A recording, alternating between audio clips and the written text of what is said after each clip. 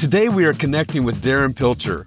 Darren is a great pastor, author, executive presbyter, PK, and founder of Century Leadership. We are riding in a Jaguar XE5 Limited Edition. It is a powerful, classy sedan that is versatile for all terrains. That's Darren, powerful, classy, versatile, and funny. On today's journey, our drive takes us through Edmond where Darren pastors. Jump in with us to hear the story of God's hand leading this extraordinary leader. Let's slow down and catch up. Let's do some drive time.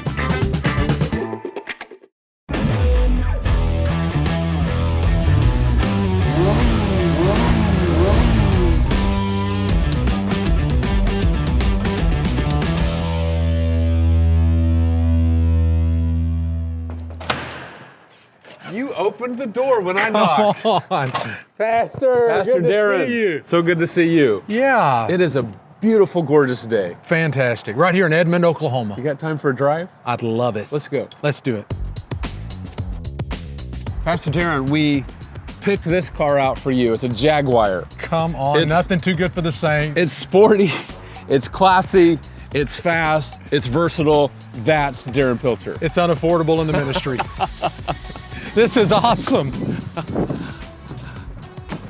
Nothing too good for the Saints.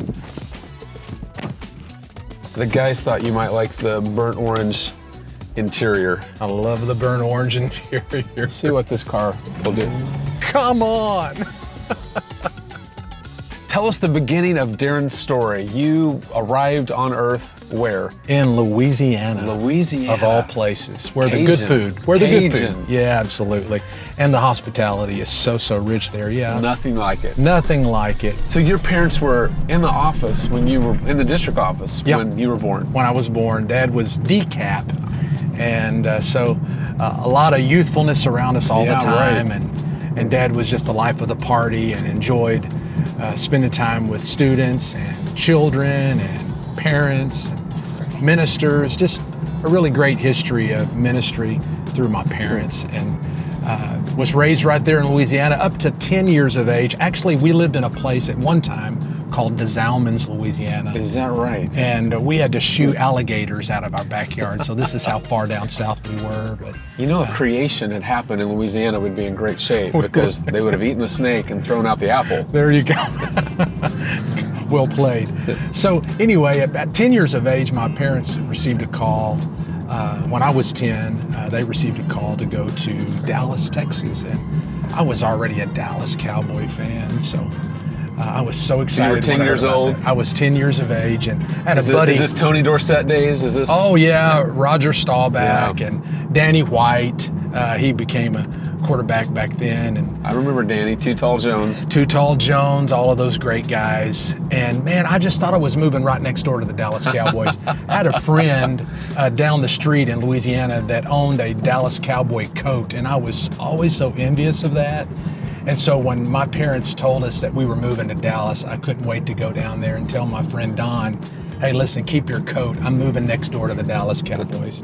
Actually, do you know what a Dallas Cowboy is who has a Super Bowl ring? Old. That's right. Absolutely. We're here all night, folks. We'll be here all night, ladies and gentlemen. Yeah. Enjoyed a great season of ministry there with my folks. Dad pastored the same church for well over 30 years, and it was a great church, great experience. And Michelle and I then met at Southwestern, Assemblies of God College back then, and so if it wasn't for the fact that my parents moved to Dallas, who knows, I may never have met Michelle. So that was a great turn of events for us. And we have a Doyle Brummett connection there. We do. Because I knew Doyle from teenage years, and then you connected with Doyle. Yeah, Doyle and Lisa became very dear friends. Turn right here. When we were in college, they were in the college life with us, and actually Lisa was dorm pastor where Michelle was living in Collins dorm, and Doyle was a student with me. They were just a little bit older than us, and we just became very close friends. Special people. Yeah, and Lisa wanted me to meet Michelle, and I was pretty shy about that. So, a long story short, Doyle picked me up in his arms like a baby, and discernment. brought me straight over to her and put me right in front of her, and I had to ask her out. So Thank God for that moment. Absolutely. It was a lot of fun. So from Sagu Nelson University, Right. you go straight to Colorado? Yeah, I was on staff with my dad for a bit. Privileged to work What a under blessing, him. yeah. For sure. And Michelle and I did that for about a year and a half after graduation, or after we were married, actually. And then we got a call to go to Denver, Colorado, Aurora, to be exact. And we're there for 6 years in ministry. Not beautiful up there or anything. Oh my goodness, we would always say, all of this and God's will too, you know. And then we moved to Oklahoma and we just said God's will. But you worked for the legendary Howard Cummings. Yes, what a gift. Yeah, missionary, pastor, just a tremendous example. Just recently passed away. As a matter of fact, we're going to his funeral next week. And yeah, just a tremendous legacy of ministry, taught us so much. He was a great encourager. And we were his student pastors and then became his executive pastors. What a gift to work. You were young to work under such a great mentor. 100%. I always said that the greatest form of encouragement is opportunity, and he gave so many opportunities to guys like me, and I'll be forever grateful for that and for him and his example. So then you got the call to come to the great land of Oklahoma. Yeah, and man, was it God's will. Yeah, for sure. Yeah, we got a call to come and become pastors in Woodward, Oklahoma. So we went from Dallas church to Denver to Woodward, and it was quite an adjustment, but man, were those people special. Then he moved us from there, and we came to Oklahoma City and pastored a great church. Super thankful. Yeah, and then after pastoring there at Lakeside, which became High Point, we were asked by Pastor Cargill to come and serve at the network office. And we were all grateful you said yes. And that was you and Michelle came to the both office. Of us, yes. We certainly did. I wouldn't have come without her, that's for sure. You're a wise man. She was women's ministry director and I was church ministry director. And then of course later on we became missions director and served however and wherever was needed. Yeah. Which is why we're in Jaguar, because you can pastor, associate pastor, be director, be executive presbyter, and you do it with class. You do it all with class, Darren. Wow, you're so kind. You're a great leader. Yeah, we're having a good time, but still trying to figure things out. You know, you can attest to this. The older you get, the more you realize you don't know. And I'm glad you've got it all figured out. Which way are we going? We were straight. Okay. Speaking of not knowing where to go. But you've, Darren, followed in another legendary leader. Indeed. Ron McCaslin, which is hard enough, but you had to follow Marcia McCaslin. Listen, brother, I have been clunking around in shoes way too big for a long time. I mean, just follow my track record, right? The McCaslins are some of the most special people on the face of the earth. I agree. And to have followed them at Spring Creek was one of the greatest honors of our lives. And we are forever grateful for the legacy that they're living still. He talks about that smooth transition. Yeah, it's pretty special. Was it during COVID? It was during COVID. 2020, and the Lord moved on his heart to begin to face retirement from the church, to resign there, and continue in ministry, but do something to help our network in a more practical and hands-on way. And of course, he's helping in the transition of ministry there. But so yeah, when he called 2020, that was a blur, you know, for everybody.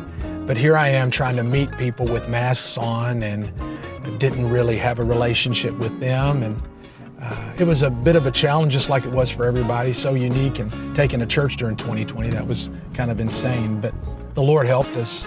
We don't count 2020, actually. We actually started pastoring the church when we began to realize who they were after they took their masks off. How do you so see them with the mask 2021, on, right? Yeah, they're all staying home. Exactly. The weirdest of times. Were you here last week? I don't know. Yeah, right. You had a different mask on.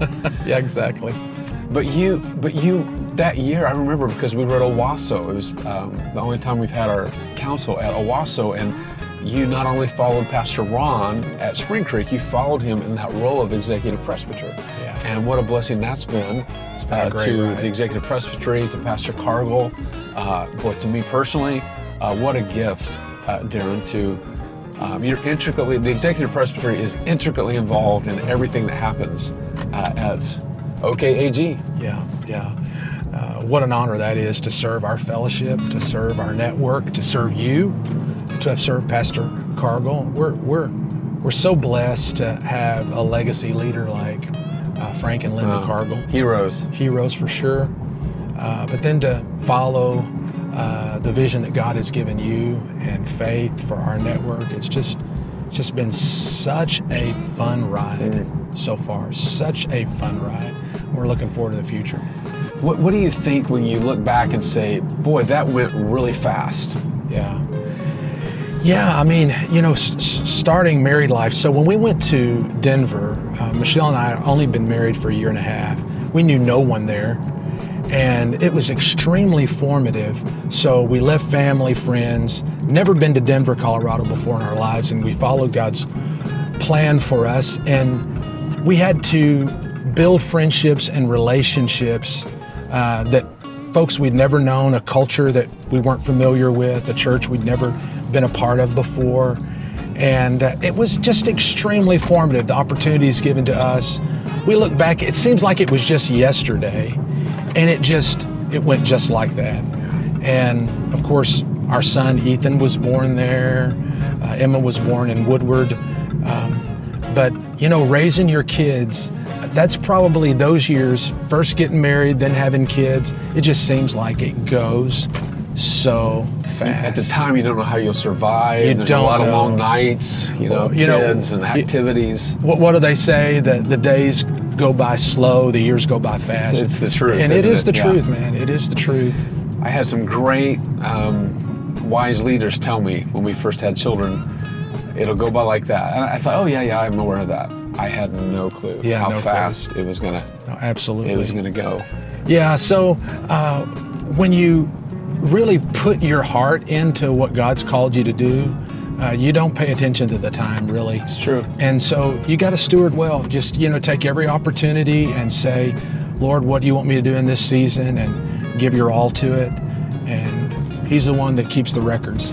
Darren, you've done a great job. How would you tell a young leader you struck the balance between the intensity of ministry 24/7 as pastor, leader, with marriage and family? Yeah, wow, more margin is so important. I'll never forget having a conversation with Gordon McDonald one time, one of our Century Leadership speakers, and he grabbed my arm and he said, Darren, if I'm concerned about anything for you, I'm concerned about margin. Yeah. Protect your boundaries, practice those boundaries, live in those boundaries. And those were such good words of wisdom. And I would say, that is a tension to manage as much as it is a problem to solve.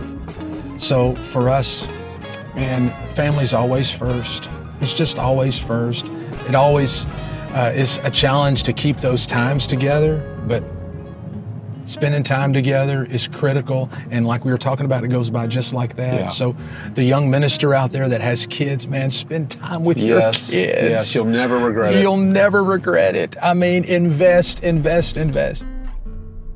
Darren, this is really, clergy in cars, getting coffee, but in my case, not getting coffee. I'll drink to that. I hope yours is good. I got the apple cider. And I got the Breve latte. Of course, that's standard for me, this time of day especially. Going through a coffee drive-through, I would rather speak Greek because it's such a foreign language to me, not being a coffee guy. I get intimidated going through coffee drive-throughs. I can only imagine. I have faith order. I do. Darren, I wanted to ask you, so Century Leadership has meant so much to so many of us for so long. How did Century Leadership get birthed in your spirit? Well, it was really out of Pastor Cargill's vision to do something special on the 100-year anniversary of our network. Just 10 years ago now, can you believe it? I know, that's insane. And he just wanted to do some different things, have it in a church, and so one thing led to another, and I said, what about a conference? He said, I think that's great. And we came up with the name Century Leadership, building leaders for the next 100 years. Come on. How novel is that? Come on. So yeah, we've been having a blast with this, and it turned into roundtables where we have 3 of those in a cycle, and we invite key leadership voices, and we have 100+ leaders from all over the state, and it's just been a lot of fun to hear them teach and to engage and build relationships with each other. And the speakers that have come, name 5 or 6 that just stand out over the years. Nancy Ortberg, she was dynamic. I think I've made all but one of all these. I think Absolutely. I missed one. Yeah, Leonard Sweet. Oh, it's fun. That was at Woodlake, I think. Yeah. Brady Boyd. Yep. And and then of course, we had the Tommy Barnetts and the Dick Foths. The Dick Foths. Yeah. Boy, Dick and Ruth, right? Yes. I'm telling you, you had him on a DriveTime. He was so relational, so connecting, and he talked about building relationships and relationships for a lifetime. Of course, Gordon McDonald. Yes. I mentioned him a little earlier. Wonderful. Yeah. Oh my goodness. Sean Lovejoy. I mean, we could go on. Sean and on. Lovejoy. Yeah, I remember that one. All these Derry guys. Northrup. Derry Northrup. This last one, and I know other pastors have talked about this. This last one, there were some divine encounters when Indeed Chris there came was. in. Yeah, Chris I had never Sonksen. met Chris. He's with Church Booms. Yes. And he talked about marrying spirit and strategy. You could be a spirit-centered church with no strategy. I thought that was very interesting. But you could also be a strategy-centered church and with no spirit. And you marry those two, and man, you got an Acts 2 model going on. As a pastor, there were some times coming to Century Leadership where, you have one of those weeks, there's 3 funerals and, something's gone wrong and there's a big project out in front of you and you think, I really don't have time for this. Yeah. But once you get in the vehicle, especially if you can get in with group, if you have a staff, or, so many of our pastors, they caravan together as pastors. Yeah. Once you get in the car, it was worth your while. 100%. As soon as the conversation starts. That's exactly right. And then the debriefing afterwards. Correct. Just talking it through, processing, takeaways, just rich beyond measure. Yeah. I had not planned on this sounding like a commercial for Century Leadership, but it's just been so good, it can't help but be a commercial. Indeed, we want everybody to be a part of it, as many as possible. Exactly. And it's such a diverse experience. We bring in speakers from all walks of life, and of course, we're from all walks of life here in Oklahoma, and I just think we're better together. Darren, I had one pastor tell me at a few Century Leaderships ago, well, that wasn't my cup of tea. But then the very next one was exactly his cup of tea. Indeed. And what he meant by that, it just wasn't what he needed at the moment. Yeah. But the next speaker that came through, I want to keep this as generic as possible. Sure. But it just was bullseye. Yeah, indeed. But you never know how the Holy Spirit's going to work, You which is never why I always know. want to be at all of them. That's exactly right. You don't want to miss any of them because you can take something away from everything that you hear. It's like reading any book that you pick up out there. You eat the fish, throw out the bones, man. I don't agree with everything that I say, so, Darren, you're a reader. Your library that I have inspected attests to your reading. How important has reading, staying engaged with current topics and theology and all of it, how important has that been to your walk? Yeah, man, I said it a while ago, when you are growing older and you feel like you know everything, man, you're in a really bad spot. So I realize how little I know, and I just want to learn from as many people, especially spiritual leaders. Spiritual leadership isn't spiritual unless God's leading the leader. So I want to read from people that are endeavoring in their Christian walk to be more like Christ, depending on the gospel. And man, I want to keep reading. I want to keep listening to podcasts. I want to keep hanging out with people like you. Ditto. I just want to get better and better. Yeah. I heard a story of a guy in his 90s, and he was reading early church fathers' commentary on the Romans. And so a contemporary came up to him and said, why in your 90s would you read this? He said, the same reason why I practice my viola. I think I'm making progress. Come on. Yeah. So Absolutely. if we could all just make a little progress. Absolutely. Every season. Yeah. Hey, let's, this is great cider, and let's hit the road. Right on. what are some of the challenges you face as a lead pastor, and how do you keep your Jesus relationship? I know it seems impossible to some, but you can lose your relationship with Jesus pastoring a church. But how do you keep that sacred walk with God who called you healthy as you lead the flock of God as well, that requires so many facets of leadership? Yeah, well, I think the greatest challenge to my leadership and ministry is me. I get in the way. Yeah, me too. So often, and yeah, I just need to recalibrate, reframe, and I do that through the gospel. I don't do that well, but leaning into what Jesus has done for us. If it's good enough to preach, it's certainly good enough to live. And so, there's a quote. Yeah, I need the gospel. I need the cross every single day. I need the work of grace. And so to show grace to myself, to know how much grace I need, I live that out by looking through the lens of grace when it comes to ministry, and knowing that the Lord is the responsible one for the results, not me. Yeah, man, I am my greatest obstacle, and I'm learning more and more to be comfortable in my own skin, to leave the results to the Lord, to measure what matters, to spend a lot of my time in relationships, because that's the currency of ministry, and just to say, you know what? Let's let God get the credit, and let's work to getting God the glory that He so deserves, and just step out of the way. Let other people serve as often as possible, and develop leaders. It's so good. I tell young pastors, you be you. Yeah. I mean, there's great leaders out there and people that you should listen to and learn from, but at the end of the day, if you're not who God created you to be, then we all miss out, because there's only one you. Daryl, I'm in golf clothes. I'm terrible at golf. What in the world am I in golf clothes for? Because it's comfortable. Yes. That's why I'm wearing golf clothes. Golf clothes. So, yeah, we do have to be comfortable in who God's created us to be, and just go with it. I'm thinking about getting some rapper clothes, really, to be honest. Oh, something's going on. Something's going on in the back. It's a convertible. That was the ejection button. Bond, James Bond.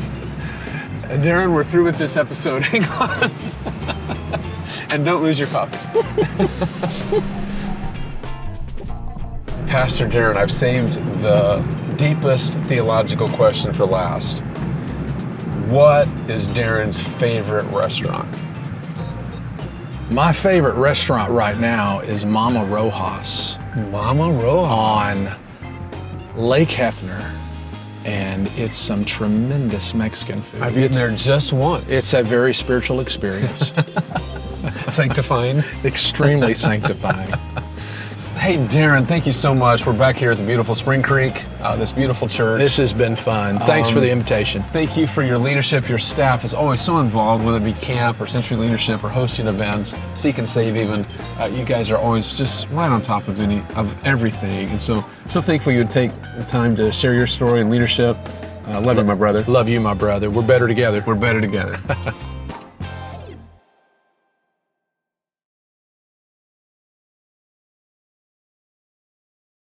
Wow. Flannels. I got the flannels. I've had a barber with some rough hands. Have you? Yeah. It's a little like going to the dentist. Been to Dead Acres too. Yeah, my Sooners were there just last Saturday. Oh man. Dead Acres. I still don't know where the coffee shop is. Where's the coffee shop? This way. Okay. Sorry, guys.